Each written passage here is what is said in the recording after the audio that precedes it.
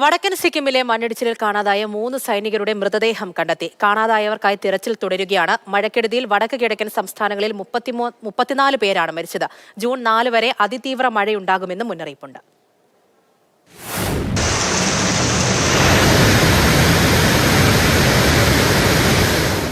ഇന്നലെ രാത്രി 7 മണിക്കാണ് വടക്കൻ സിക്കിമിലെ ചാട്ടനിൽ മണ്ണിടിച്ചിലുണ്ടായത്.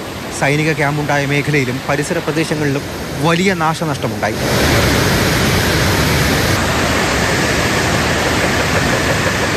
സൈനികരുടെ മൃതദേഹമാണ് ഇതുവരെ കണ്ടെത്തിയത്. ഇവരെ തിരിച്ചറിഞ്ഞിട്ടില്ല. 6 പേരെ ഇനിയും കണ്ടെത്താനുണ്ട്.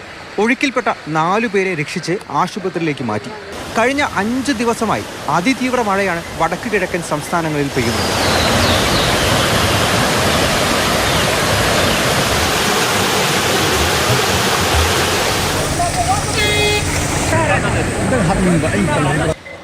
ാണ് പേർക്ക് ഇതുവരെ ജീവൻ നഷ്ടമായി.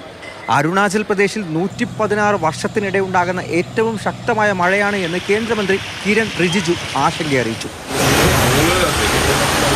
അസമിൽ 8, അരുണാചൽ പ്രദേശിൽ 9, മിസോറാമിൽ 5, മേഘാലയയിൽ 6 മരണവും മഴക്കെടുതിയിൽ റിപ്പോർട്ട് ചെയ്തിട്ടുണ്ട്.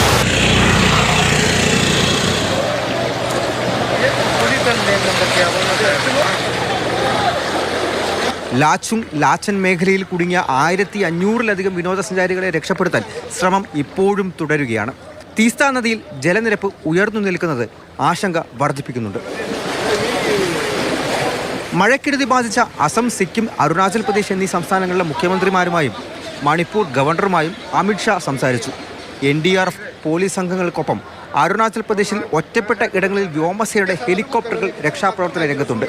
മറ്റന്നാൾ വരെ അതിതീവ്ര മഴ ഉണ്ടാകുമെന്ന മുന്നറിയിപ്പ് കാലാവസ്ഥാ നിരീക്ഷണ കേന്ദ്രവും നൽകിയിരിക്കുന്നു. മാതൃഭൂമി ന്യൂസ്, ഡൽഹി.